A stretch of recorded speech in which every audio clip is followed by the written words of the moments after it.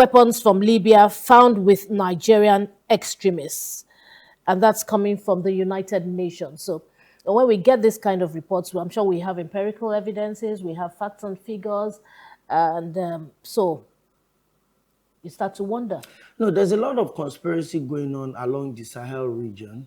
The fall of Libya's great leader, Muammar Gaddafi, exposed us on that line. And so we've had there's nothing new in what the UN is saying.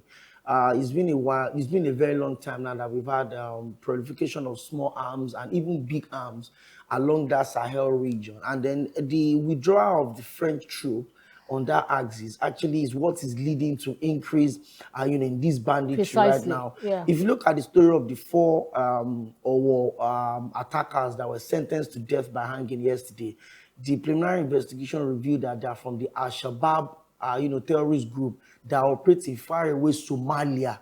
Wow. So the Sahel region has been so polarized that there's a lot of criminality that goes on that axis.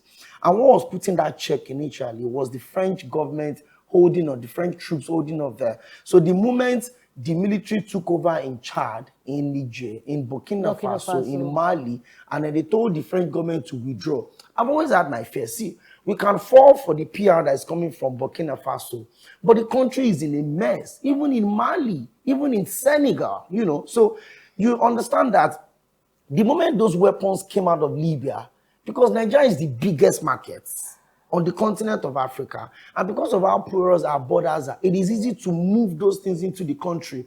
It's as crazy as when you see cows of like 100 or 200, the ones you are not seeing in between those herds, they are hanging AK-47 on sacks on the necks of those cows, and they just move them into the country. So by the time the cows are going back, they've deposited the AK-47s into the country. So we have so much weakness on that line, and as I keep telling people that the government of Nigeria may not want to recognize the military government in Mali and those countries, in Burkina Faso, but for the safety of the country, we have to come in and bring up a dialogue. We need to have a regional integrated security system, because some of the bandits we are dealing with are not Nigerians. I watched a video of a Fulani man that understands Yoruba very well, said he was born in Oyo State, and they asked him that even him, as a Fulani man, he was abducted. And he said the Fulani people that abducted him are not Fulani from Nigeria, that they are Fulani from Niger.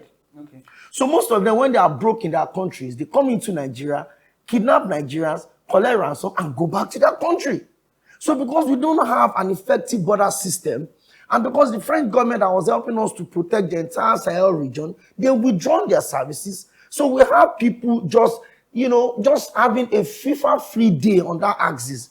And at the end of the day, because Nigeria has a big black market, because we've not legalized certain weapons, they bring it into the country illegally, and their market, I'm not even sure they have enough supplies coming into the country. So they're already ready-made market. There are people wanting to buy this thing. So if the UN says that weapons from Libya is in the country, it will not be today. It will not be today, because there's nothing protecting the Sahel region. And even when there was that protection in the Sahel region, these weapons were still coming in. Still found their way, into Nigeria.